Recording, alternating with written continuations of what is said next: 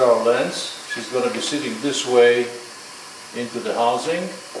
So we're going to select insert lens manually at the top. It's going to be positive meniscus up, like this.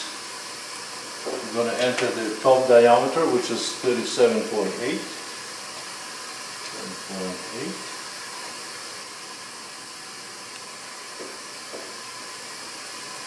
Radius up, 375.855.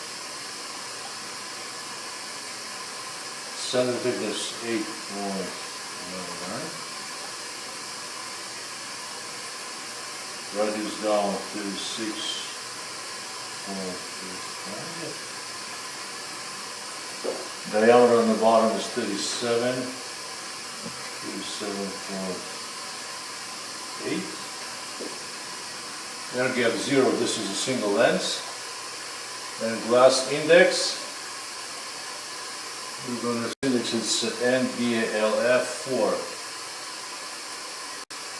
4 right here. Select. This is it. Now we enter our lens.